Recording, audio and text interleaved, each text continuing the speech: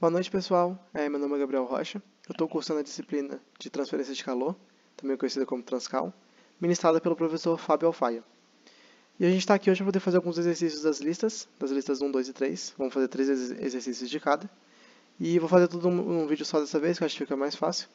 Dessa vez também não estou gripado dessa vez, então acho que minha voz vai estar funcionando melhor. Não vou estar com esse problema de tafanho ou algo assim. Eu espero que seja muito didático também, espero que eu consiga explicar bem, que vocês consigam entender.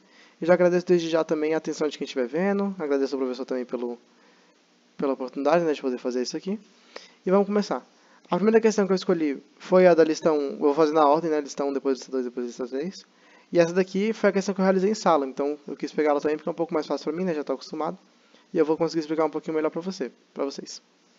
No caso, o que está acontecendo aqui? A gente tem um dia de inverno, um vento soprando lá a 55 km por hora, tem uma parede 4 por 10 metros de altura e comprimento, e ele quer saber, ali, né, considerando o ar externo com essas temperaturas e a superfície da parede com essa temperatura também, essas temperaturas aqui.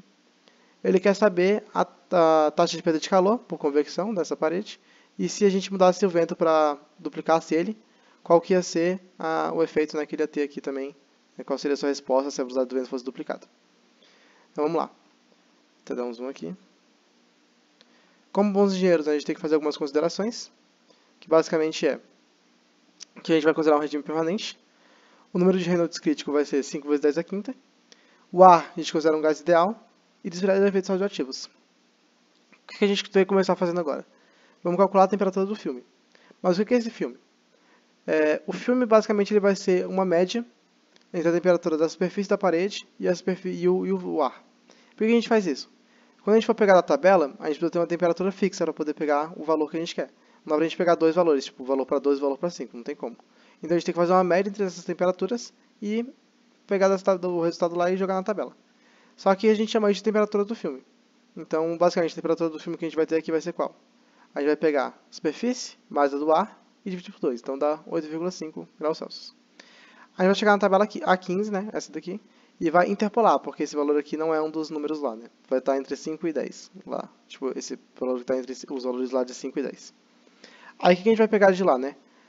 Condutividade térmica, viscosidade cinemática e o número de Prandtl. Deixa eu até ver aqui na tabela se é a cinemática mesmo. É a cinemática. E o número de Prandtl.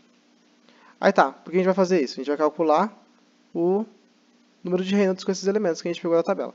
Aí também é importante observar, né, as unidades, ver como é que está a grandeza também e tudo mais, ver se está pegando direitinho lá da tabela, observar se o valor que pegou é certo. E eu não coloquei aqui a interpolação porque minha calculadora faz automático a interpolação, então não precisei calcular na mão. Aí eu já peguei direto aqui e coloquei na tabela 15. Mas tudo bem. Para a gente calcular o número de Reynolds, o que acontece? Eu preciso saber a velocidade em metros por segundo para poder encaixar com as unidades que tem aqui. Então eu faço essa transformação, né, porque eu estava em km por hora, a gente vai para metros por segundo.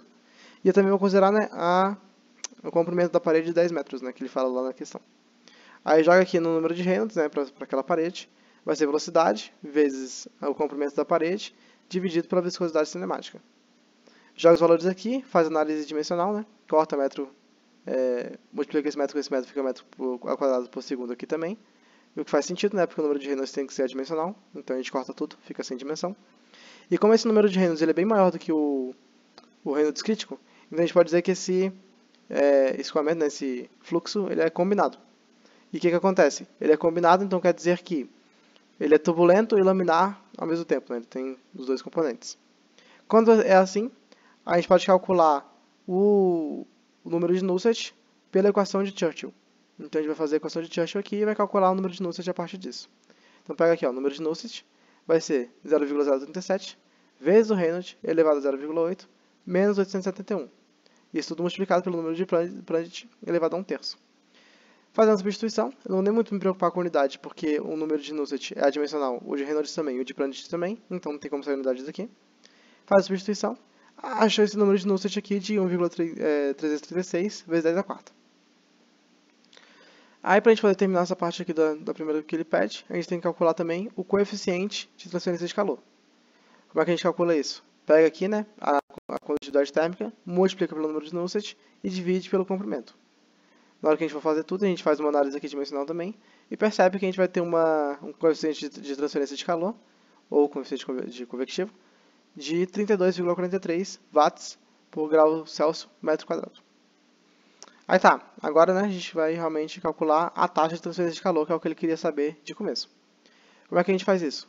Pega aqui, ó, taxa de transferência de calor é igual a esse coeficiente de transferência de calor, vezes a área da superfície, vezes a diferença de temperatura, né, entre a superfície e o ambiente, no caso aqui é o ar. A gente tem que calcular primeiro a área da superfície, que é bem fácil, né? É 4 metros de altura vezes 10 metros de comprimento, dá 40 metros quadrados, né, de área. Joga aqui na fórmula, percebe que corta as unidades aqui, né? Faz análise dimensional de novo. E acaba tendo o resultado de 9,08 kW, né, de taxa de transferência de calor. Aí, ok, ele pergunta o que que aconteceria, né, se a gente dobrasse a velocidade do vento. Ok, se a gente dobra a velocidade do vento, eu nem quis fazer todos os cálculos aqui, porque um procedimento fica igualzinho. Só que a única diferença aqui, ó, aqui vai mudar essa velocidade. Então, como muda essa velocidade aqui, a gente acaba mudando o número de Reynolds, né, porque ele depende da velocidade, então muda o Reynolds.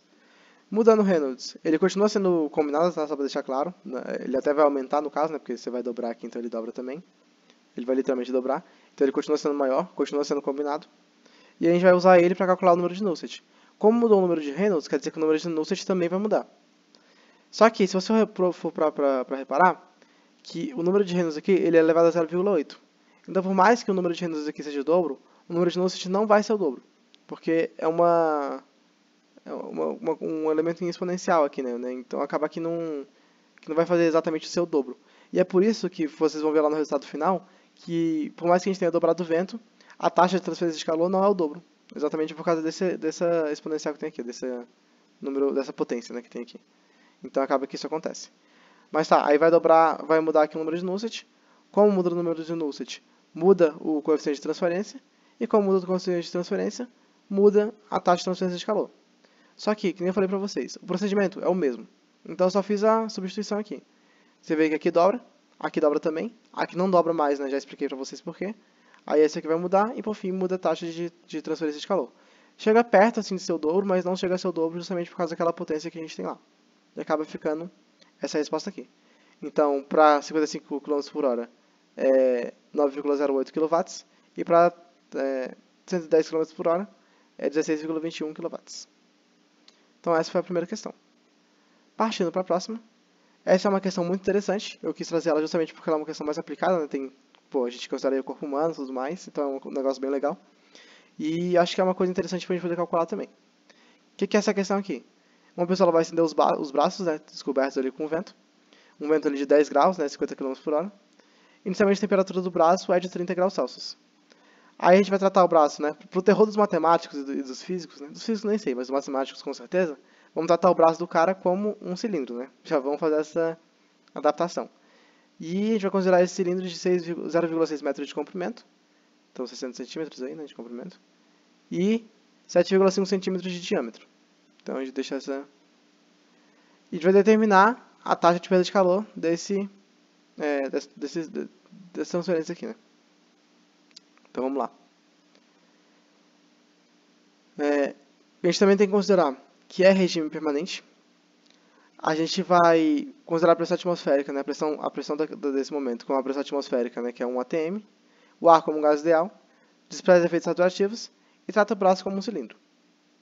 Vamos novamente calcular a temperatura do filme, né, que nem eu já expliquei para vocês. Nesse caso aqui é 20 graus Celsius, o que é positivo, porque isso quer dizer que vai ter o valor aqui na tabela, não vai ter que ficar interpolando, fica muito mais fácil.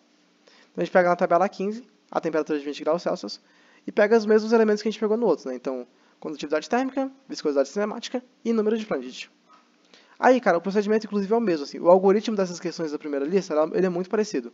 Se você faz a mesma formulazinha, você sempre chega ali no resultado que você quer. Então, de novo, vamos calcular o número de Reynolds, faz toda a substituição, achou o número de Reynolds. Esse número de Reynolds aqui, eu não lembro quanto que eu considerei de Reynolds crítico, né?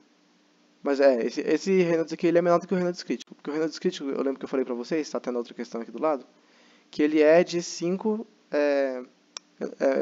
vezes 10 a quinta, né? Deixa a gente achar aqui, ó. Reynolds crítico é 5 vezes 10 a quinta. Então, nessa próxima questão aqui Eita, peraí aqui. Na próxima questão aqui, que é o do cara, a gente acha esse Reynolds aqui de 6,87 vezes 10 a quarta. Então quer dizer que ele não é crítico, ele não é combinado. Ele provavelmente aqui, ó, vai ser cruzado, né? Então, A gente vai utilizar o número de Nusselt para escoamento cruzado. A gente pode achar o coeficiente convectivo, H. Por quê? O número de Nusselt é igual ao coeficiente convectivo vezes ali o diâmetro sobre a condutividade térmica.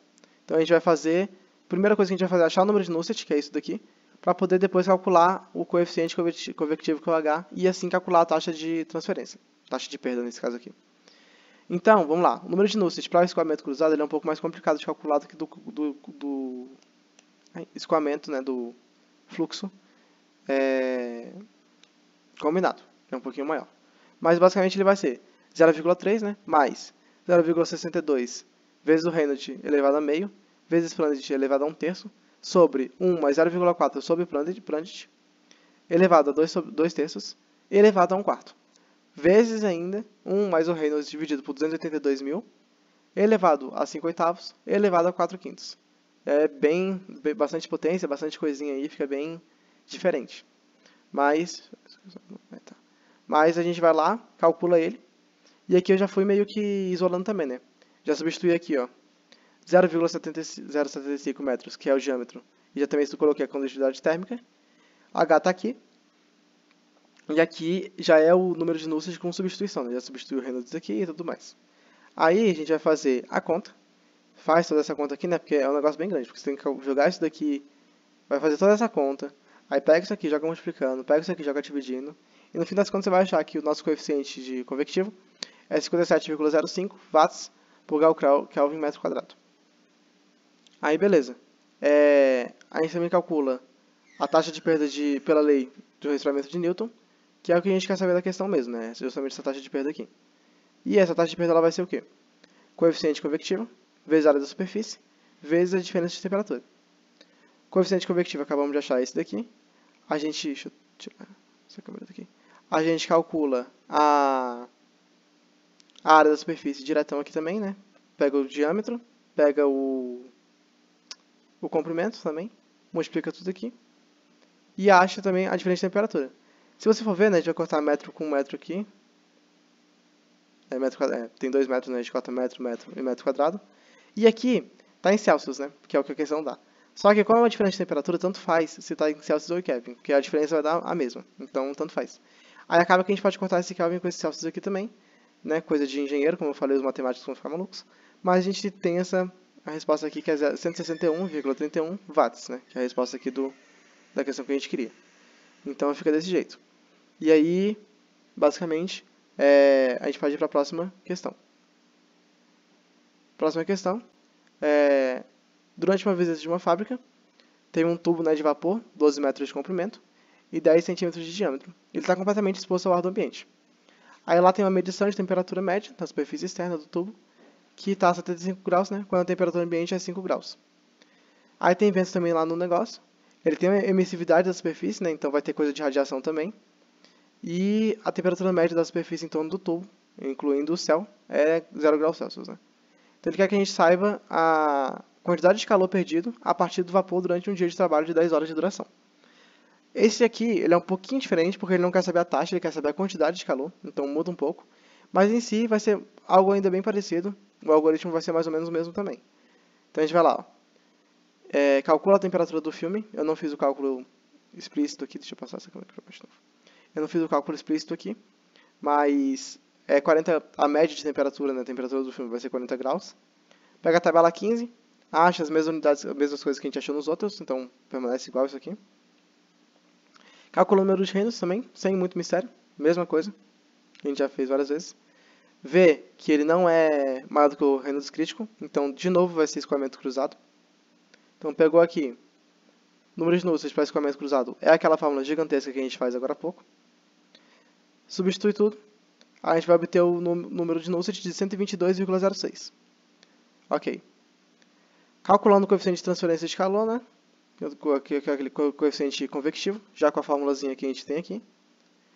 Substitui os valores. A gente pega aqui o condutividade térmica, né? Diâmetro e o número de Nusselt. E acha o coeficiente convectivo de 32,49 watts por grau Celsius metro quadrado. Aí aqui, para a gente poder calcular a taxa de transferência de calor, a gente vai precisar da taxa de transferência de calor da convecção, né, da condução lá, e a taxa de transferência de radiação também, que vai ser, esse aqui é o convectivo e esse aqui é o de radiação. A gente tem todos esses elementos aqui já, então a gente só precisa substituir. No caso, a gente tem que calcular a área. Só que essa área é bem tranquila de calcular também, né? Vai ser o diâmetro do tubo vezes o comprimento dele também. E a gente vai obter, substituindo tudo, né? Para ser um processo mais rápido. A gente já fez vários cálculos de taxa de transferência de calor, então acho que não tem muito por que ficar sendo muito... fazer cada detalhe disso aqui, passo a passo. Vamos fazer tipo, logo diretão. E a gente tem essa taxa de transferência de calor aqui. Agora, para a gente poder calcular a quantidade de calor, a gente vai pegar essa taxa e vai multiplicar pela variação do tempo, né? Que a gente vai ter ali. Então, a gente vai ter que transformar watts para joule por segundo, que é a mesma coisa. E aí, multiplica aqui, né? A gente também tem que converter as horas em segundo. Então, faz a conversão aqui também. Corta hora com hora, segundo com segundo. E vai ser a quantidade de calor que a gente vai ter aqui. É 369,5 megajoule, que é joule vezes 10 a sexta, né? Então, essa é a resposta aqui da última questão, do dia 1. Como eu falei, essa aqui ela muda um pouquinho porque ela tem radiação, e ela muda um pouquinho também porque ela tem quantidade de calor. Até foi por isso que eu também quis escolher ela. Além de que era uma questão do meu grupo também, então era mais legal. E aí, se você for olhar, como eu falei, né, tudo que tem de radiação ali a questão já dá. Tem 0,8 aqui e tudo mais, tem tudo bonitinho. Então não fica difícil de calcular. E eu também tenho que avisar que aqui, ó, no desenho tem um erro. Aqui no desenho fala 10 km por hora, mas na questão fala 25 km por hora. Então, considerando a questão também, para deixar claro isso. Começando agora o dia 2, algumas imagens vão estar com uma qualidade meio ruim. Não a imagem dos meus cálculos, mas a imagem das questões. Acho que do dia 3 é o que está pior, inclusive. Mas o dia 2, vamos começar também aqui a mexer com as questões agora. A gente tem a água de resfriamento disponível a 10 graus Celsius. Ela é utilizada para condensar vapor a 30 graus, num condensador de uma central elétrica. Então, por meio dessa circulação de água, né, do resfriamento através de um banco de tubos finos, de cobre, né, de 5 metros de comprimento e 1,2 centímetros de diâmetro, a água entra em um tubo, né, com uma velocidade média de 4 metros por segundo e deixa a uma temperatura de 24 graus Celsius. Os tubos são quase isotérmicos a 30 graus Celsius. A gente vai determinar agora o coeficiente médio de transferência de calor entre a água e os tubos, bem como o número de tubos necessário para poder atingir a taxa de transferência de calor no condensador. Então ele quer saber tanto o coeficiente médio de transferência de calor e o número de tubos necessário. Vamos começar calculando o coeficiente médio lá, né, o coeficiente convectivo. Primeira coisa, vamos lá, né? O clássico, né, a temperatura do filme, porque a gente vai ter que pegar na tabela A9. Não tem 17 graus na tabela 9, então a gente tem que interpola da tabela 9. E, novamente, como eu falei, a minha calculadora faz isso já para mim, então eu preciso fazer o cálculo na mão. Mas vamos lá. Ele pega aqui, o que a gente vai pegar da tabela 9? O que muda da lista 1 são principalmente os elementos que a gente pega. Aqui a gente vai pegar a densidade e o coeficiente de pressão. Eu vou até olhar aqui na tabela A9 para ver se o nome é esse mesmo, mas eu tenho quase certeza que é assim. Tabela A9, que é aqui, ó. Ah, não, é o calor específico, na verdade. Então eu falei errado, sabia que podia ter confundido isso. Esse aqui é o calor específico. Então a gente pega a densidade, calor específico, e a gente também pega aqui embaixo, ó, esses dois elementos aí. Exatamente. Então vamos lá, aqui embaixo a gente pega e faz a vazão máxima no tubo. No caso vai ser a vazão máxima da água. Para isso a gente precisa do quê? Como eu falei para vocês, né, a densidade, essa área aqui, e a velocidade. Então a gente vai só substituir aqui, faz toda a análise dimensional, né, corta aqui metro cúbico com metro quadrado e metro, e acaba tendo uma vazão máxima de 0,45178 kg por segundo. E a gente vê que a unidade está certa, né, porque a vazão máxima tem que estar em kg por segundo mesmo. Voltando aqui, a gente tem a taxa de transferência de calor da água para o tubo. Para calcular isso, a gente só precisa desses três elementos aqui, que é a vazão máxima, o nosso coeficiente o nosso calor específico, esqueci o nome de novo, e a nossa variação de temperatura. Então vamos lá. Não é pra cá não, esse aqui. A gente tem todos esses dados, faz a substituição aqui bonitinho, faz toda a análise dimensional, corta tudo direitinho, e a gente obtém a taxa de transferência de calor, né, corretamente em watts. Então, é esse valor aqui. A gente até podia ter transformado para kW, mas acho que vai ser melhor deixar assim mesmo. Então fica 26.477,38 watts.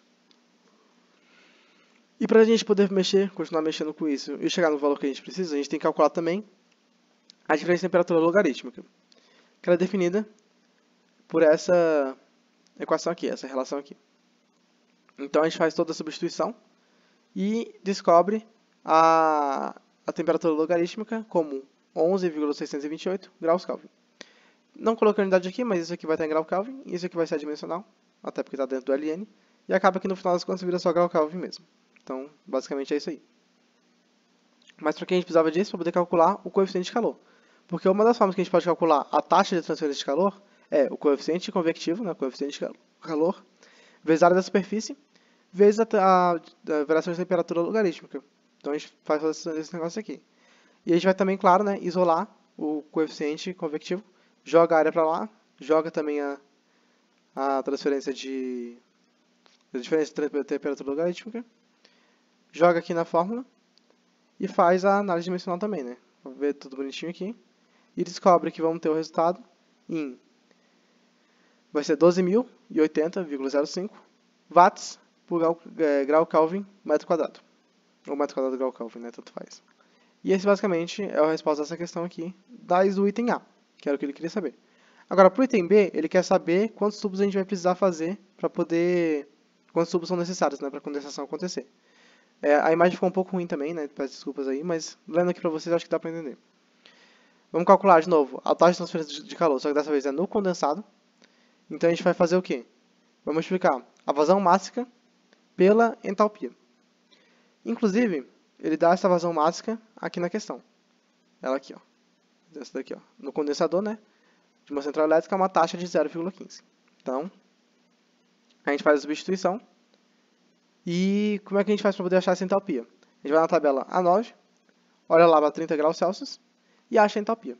30 graus Celsius, né? Porque aqui, ó, ele fala que os tubos são quase isotérmicos e estão a 30 graus Celsius.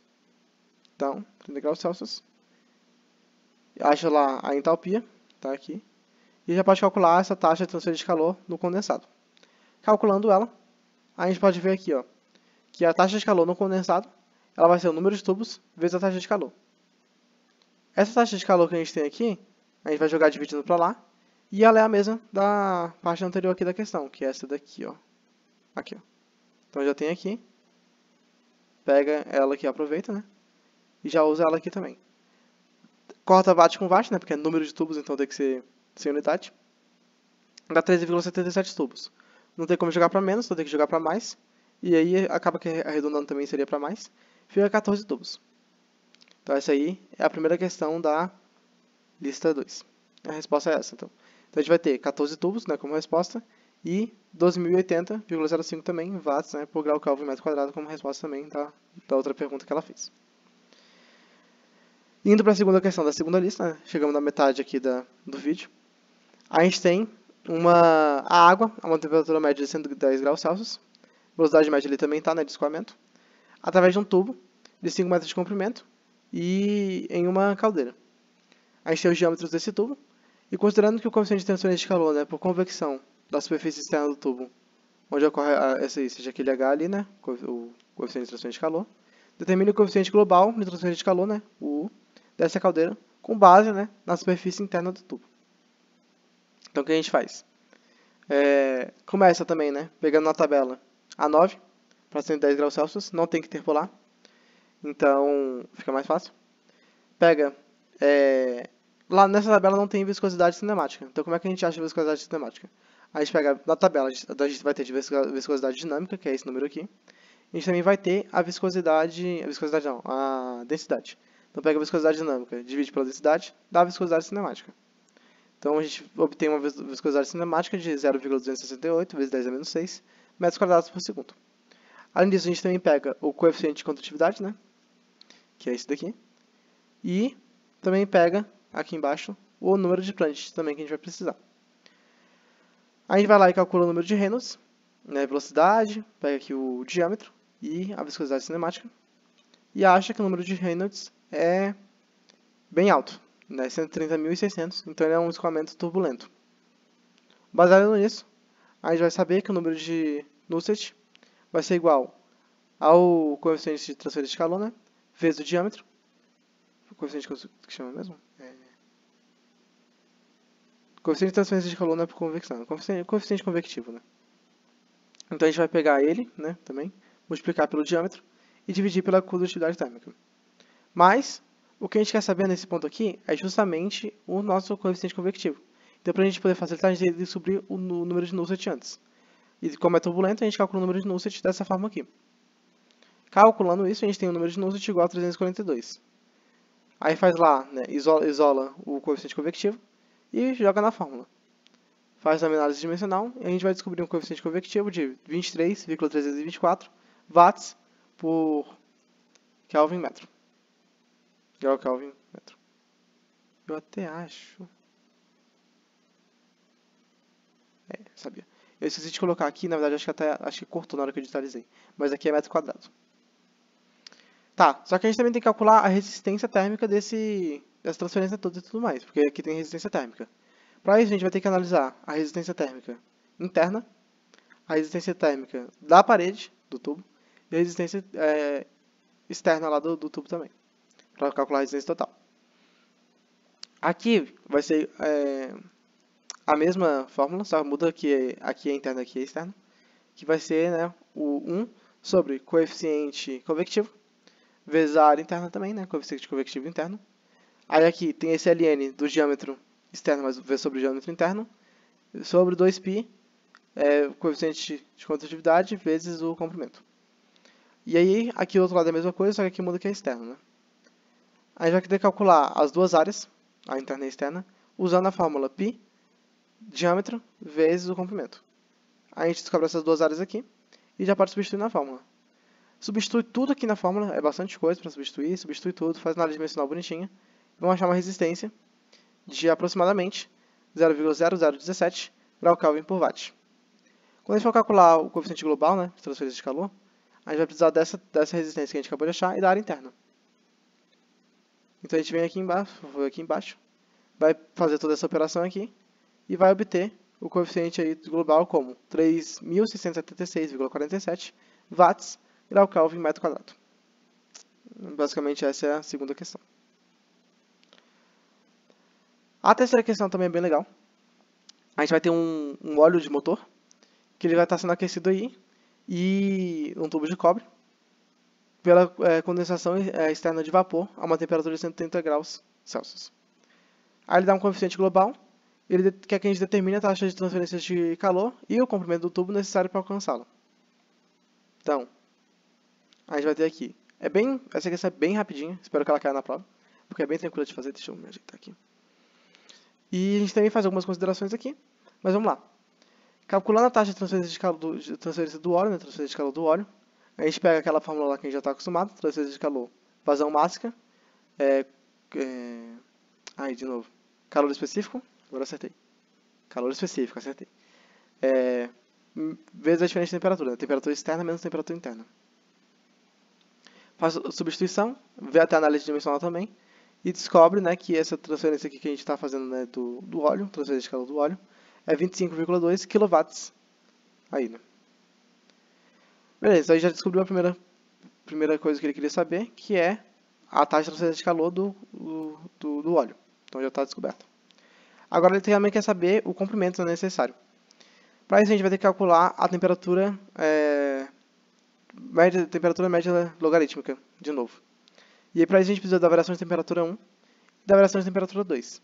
A variação de temperatura 1 vai ser a temperatura, né, interna e a externa, só que aqui é do óleo e a outra é do ambiente. Faz essas duas variações de temperatura e aí é só jogar na fórmula. Joga direitinho na fórmula, vai dar em grau Kelvin aqui no final, 88,5 grau Kelvin. Também temos que calcular a área da superfície, porque aí vai ser importante também para a gente pegar depois. E ela vai ser a taxa de transferência de calor sobre o coeficiente global, né, de transferência e a variação de temperatura logarítmica. Faz aqui a área da superfície, achou a área da superfície, área da superfície é igual a π vezes o diâmetro vezes o comprimento. Então, a partir da área da superfície, a gente consegue calcular o comprimento. Substituir aqui, faz a análise dimensional, né? Corta o metro quadrado aqui com 1 dos metros. E a gente descobre um comprimento de 6,97, né, metros, que poderia ser arredondado aqui para 7, talvez, mas basicamente é isso. Agora, já começando aqui o dia 3, porque a gente terminou o dia 2 agora, né? A lista 2. E a gente vai começar a lista 3 agora, que é um pouquinho mais delicada também, um pouquinho mais interessante. Tá. Aí vai ter aqui um trocador de calor, né? Que ele tem 2 passes no casco e 8 passes no tubo. E ele aquece álcool etílico. Esse aquecimento deve ser feito com água, que está do lado do casco. E considerando que o coeficiente global de transferência de calor seja aquele ali, determina a superfície de transferência de calor do trocador de calor. Como é uma superfície, a gente sabe que esse resultado final tem que dar alguma coisa em metro quadrado, né? Porque vai ser uma área isso daqui. Tá bom. Então a gente faz aqui, né? Começando. Calculando a taxa de transferência de calor para o álcool. Então a gente vai pegar o quê? De novo, aquela fórmula de sempre, né? Que nem eu falei, os algoritmos dessas questões eles são bem parecidos. Não tem tanta coisa assim para você ficar decorando, porque é realmente parecido o algoritmo, né? Você faz as questões de uma forma meio semelhante. Então, vai fazer o quê? Acha transferência, né? Porque vazão máxima do álcool, calor específico do álcool, temperatura externa menos temperatura interna, faz aquela formazinha toda. 252,3 watts é a taxa de transferência de calor. Acha temperatura logarítmica também, mesma coisa. É a temperatura da água interna menos a temperatura do álcool externa. Essa é a variação 1. E a variação 2 é a temperatura da água externa menos a temperatura do álcool interna. Então, assim que você faz as duas variações de temperatura. Fez aqui, joga na temperatura logarítmica, acha 22,4 grau Kelvin, né, nessa temperatura logarítmica aqui. Pegou isso aí? Ok. Você vai calcular agora o que acontece. Quando você tem 2 passes no casco e 8 nos tubos, você vai ter essas fórmulas aqui para poder calcular. A gente vai poder usar isso aqui para usar o fator de correção. Então a gente vai usar as variações de temperatura, aqui mais ou menos, aí fala quais que são, e acha essas duas aqui e faz a relação delas para poder descobrir quanto que é o fator de correção. Então para esses dois elementos aqui, se você for olhar nos gráficos e tudo mais, você obtém um fator de correção de 0,77. Com esse fator de correção, a gente pode vir aqui e calcular a área. Como? Usa a taxa de transferência. Aí pega aqui o global, vezes a área, vezes essa fator de correção, vezes a variação de temperatura logarítmica. Aí a gente vai isolar a área e, no fim das contas, faz toda a análise dimensional, faz toda a substituição, a gente obtém uma área de 15,4 metros quadrados. Como eu falei, né, como é uma superfície que ele quer, tinha que ser uma área, então como deu metro quadrado, está tudo certo. Vamos lá. Como eu falei, né, tem algumas mais também ruinzinhas. A gente tem mais uma questão de trocador de calor. Esse aqui é com escoamento cruzado, inclusive, entre ar e água. Aí tem aqui a efetividade dele, né, 0,7, né, então ele é 70% eficiente. Vai aquecer a água com ar quente. A água vai entrar no trocador de calor, enquanto o ar entra também, né, nessa temperatura um pouco mais elevada. Considerando o coeficiente global que ele dá aqui, determine a área da superfície de transferência do trocador no lado da água. E considere ambos os fluidos sem mistura. Então, novamente, ele quer uma área da superfície, então também vai ser em metro quadrado que vai dar a resposta aqui. Vamos lá. Questão bem simples também. A gente tem que calcular as capacidades térmicas dos fluidos. Então, a gente vai considerar que esse CH vai ser sempre aqui do ar e o CC vai ser da água. Vamos calcular que o CC daqui da água vai ser a vazão máxima da água vezes... ele fala o nome disso daqui.